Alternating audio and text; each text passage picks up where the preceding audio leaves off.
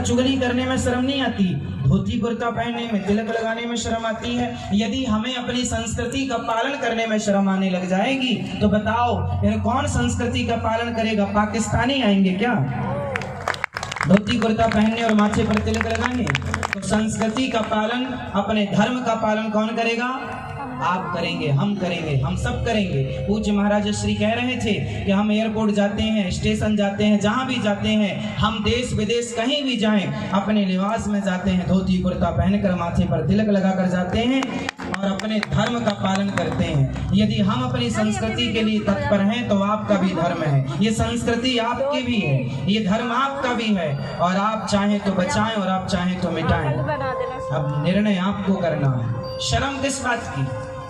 शर्म उसे आए जो शराब पी रहा है, झूठ बोल रहा है, सिगरेट पी रहा है पूरी रात। अब देखो बड़े बड़े शहरों में, आप दिल्ली जैसे महानगर में बैठे हैं, राजधानी में बैठे हैं, यहाँ देखिएगा पूरी रात लड़के लड़कियां आज थिएटरों में जाके पूरी रात शराब पी के डिस्को करते हैं, नाचते हैं। उन्हें नाचने में, शराब पीने में शर्म नहीं आती, इतने थक जाते हैं नाचने में शराब के नशे में कि सवेरे लोग उठा के उनको ले जाते हैं। ये बात सही है या गलत है?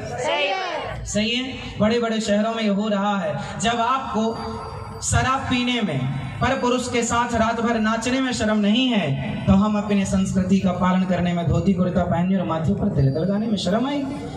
यदि शर्म आई तो दुर्भाग्य है हमारा। तो कितने लोग आज से संकल्प लेते हैं कि हम जहां जाएंगे, कम से कम हम ये नहीं कहते 6 दिन आप ऑफिस में जाओ, स्कूल जाओ, हम वहां ठीक है, आप संडे तो स्वतंत्र हैं, संडे की संडे स्वतंत्र हैं। तो कितने लोग संडे के संडे अपने धोती कुर्ता के पहनावे में जहां जाएंगे वहां जाएंगे? कितने लोग हाथ उठा के मुझे वचन देंगे कि आप सदा इसका पालन करेंगे? आप करेंगे? शर्म तो नहीं आएगी? नहीं। ये रही दूसरी बात। अब तीसरी बात सुनिए। समय है आपके पास? समय है? मैं खड़ा हो जाऊं?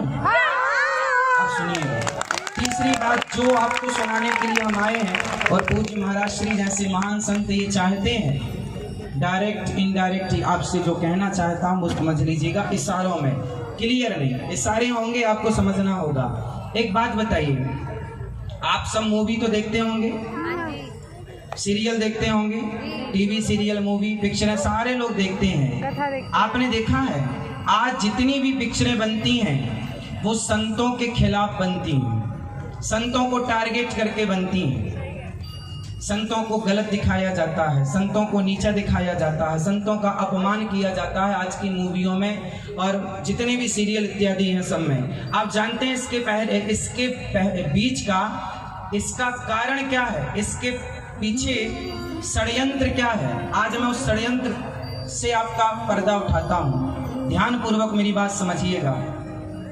संत क्या कहते हैं? आपके बीच में पूज्य महाराज श्री बैठे हैं, पूज्य इंद्रेश जी बैठे हैं, भैया जी बैठे हैं, या जितने भी संत बैठे हैं, आपके घर में कोई साधु आता है ना तो क्या कहता है? बेटा शराब ना पीना, बेटा गांजा ना पीना, बेटा बीड़ी ना पीना, बेटा सिगरेट ना पीना, बेटा सही रास्ते पर चलना। ऐसा कहते हैं कि नहीं सब संत?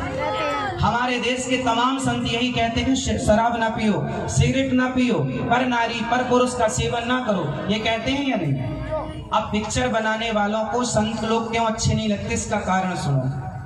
पिक्चर बनाने वाले पिक्चर बना के प्रचार किसका करते हैं? शराब का। शराब में, पिक्चरों में गाने हैं, जीना अगर जरूरी है तो पीना बहुत जरूरी है, मुझे पीने का शौक नहीं, पीता हूँ गम भुलाने को। ये गाने किसने बनाए? पिक्चर बनाने वालों ने। अब जब कोई बच्चा सुनेगा कि मुझे पीने का शौक नहीं, पीता हूँ गम भुलाने को, तो वो भी सोचेगा कि टेंशन किसके पास नहीं है, वो भी एक पैक मार लेगा। मतलब ये पिक्चर बनाने वाले क्या चाहते हैं कि आप शराब पिएं। और वो संतों से नफरत क्यों करते हैं? क्योंकि संत शराब का विरोध करते हैं और शराब बनाने वाली कंपनियां पिक्चर बनाने वालों को खूब पैसा देती हैं कि तुम खूब प्रचार करो ताकि शराब बिके। और संत कहते हैं शराब नहीं होनी चाहिए क्योंकि तुम्हारा जीवन बर्बाद हो जाएगा। इसलिए पिक्चर बनाने वालों को संत पसंद नहीं है, क्योंकि दोनों अपोजिट बातें हो गई। वो करते हैं शराब का समर्थन और हम करते हैं शराब का विरोध। तो संत जो हैं वो विरोध करते हैं, तो वो लोग संतों को बदनाम करने लगे कि इनको एक काम करो, ऐसा बदनाम कर दो, ऐसा उंगलियां उठा दो कि ये यूथ आज का बच्चा इनको सम्मान ही ना करे, इनका आदर ही ना करे, ताकि इनकी शराब धड़ल्ले से बिकती रहे। दूसरा, हम में से आज तक किसी संत ने कहा कि गुटखा खाओ? नहीं। आज तक भारत के किसी संत ने आपसे कहा कि गुटखा खाओ?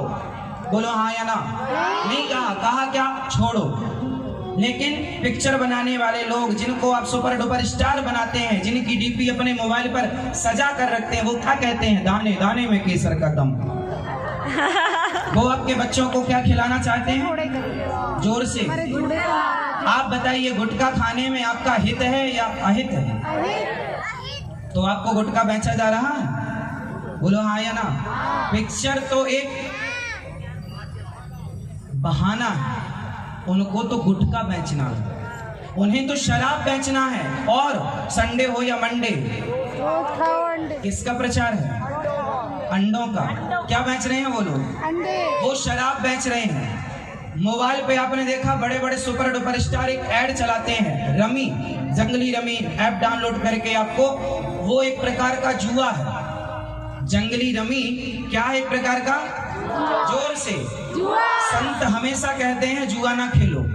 कहते हैं जुआ ना खेलो, और वो क्या कहते हैं?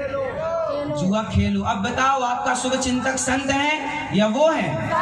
तो वो लोग इसलिए संतों का विरोध करते हैं क्योंकि संत हमेशा आपका हित चाहते हैं, समाज का हित चाहते हैं, देश का हित चाहते हैं। और वो यदि हित चाहते तो बताओ, गुटखे का प्रचार करना क्या जरूरी था? क्या वो भूखे मर रहे थे कि गुटखा नहीं बेचेंगे तो उनको रोटी नहीं मिलेगी?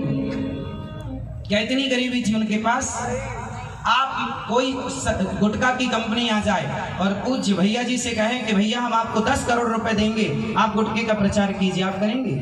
कभी नहीं करेंगे। मुझे कोई 100 करोड़ देगा कि आप अनिरुद्धाचार्य जी हमारे गुटखे का प्रचार कर दो, हम नहीं करेंगे। हम भीख मांग कर खा लेंगे, पर अपने देश के साथ धोखा नहीं करेंगे, गद्दारी नहीं करेंगे। हम कभी अपनी पीढ़ी को गुटखा खाने वाला नहीं बना सकते। और वो लोग जिन्हें आप सुपर डुपर स्टार कहते हैं, क्या उनकी जिम्मेदारी नहीं थी कि वो आपके बच्चों को गुटखे से दूर रखें, शराब से दूर रखें? उनसे पूछो कि आप अपने बच्चों को खिलाते हो कि नहीं? वो अपने बच्चों को लंदन पढ़ने भेजते हैं और तुमसे कहते हैं दाने दाने में केसर का दम। हाँ या ना? मीठा जहर पिलाया गया पिक्चरों के साथ। पिक्चरों में ऐसा जहर घोलकर समाज को परोसा गया कि आज समाज एक अलग राह पर चल पड़ी। जितने बच्चे थिएटर पर नाच रहे हैं अभी, शराब पी के पूरी रात डिस्को करेंगे, किसकी देन है? संतों की या पिक्चर बनाने वालों की? पिक्चर बनाने वालों की।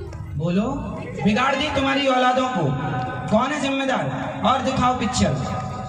इसलिए संगत से गुण आते हैं, संगत से गुण जाए, लोहा जड़ा जहाज में पानी में उतराए। संगति अच्छी होगी तो आप अच्छे होंगे, संगति बुरी होगी। एक पत्थर, एक लोहे का टुकड़ा पानी में डूब जाता है, पर वही लोहा जब नाव से जुड़ जाता है तो पार लग जाता है, औरों को पार लगा देता है। नाव, जहाज, समुद्री जहाज में हजारों टन लोहा जड़ा है, बस कुसंग लोहा है। यदि कुसंग के लोहे कुसंग से जुड़ गए तो डूब जाओगे, और सत्संग की पार लगना है तो सत्संग करो। स्वामी तुलसीदास जी का चरित्र देखा। मुगलों के काल में जब देश में घोर, आपको पता है, कभी इतिहास पढ़ के देखना, हिंदी डूबने की कगार में थी, हिंदी भाषा में बड़ा संकट आ गया था। उस समय गोस्वामी तुलसीदास जी ने अवधी भाषा में रामचरितमानस लिख के हिंदी भाषा की रक्षा की है। और केवल हिंदी भाषा नहीं, मंदिरों को तोड़ा जा रहा था, ध्वस्त किया जा रहा था। उस समय मंदिरों को तोड़ दिया गया तो क्या हुआ? गोस्वामी तुलसीदास जी के द्वारा दिलों में मंदिर बना दिए गए रामचरितमानस के माध्यम से। हर दिल में राम मंदिर था, हर दिल में सीता माता थी, हर दिल में राम, लक्ष्मण, भरत, शत्रुघ्न और श्री हनुमान जी विराजमान कर दिए गोस्वामी तुलसीदास जी ने। क्या हमारे देश में संतों का कोई एहसान नहीं है? बोलो, है या नहीं? क्या तुलसीदास जी का, क्या सूरदास जी का, क्या रैदास जी का, क्या कबीरदास जी का कोई एहसान नहीं है? लेकिन उनके एहसान को आपको नहीं बताया गया, सिकंदर को महान बता दिया गया। नाइंसाफी हुई है या नहीं? अभी भी कुछ नहीं बिगड़ा। ये पिक्चर बनाने वालों से कभी मिले तो सवाल कर लेना कि अपने बच्चे को खिलाते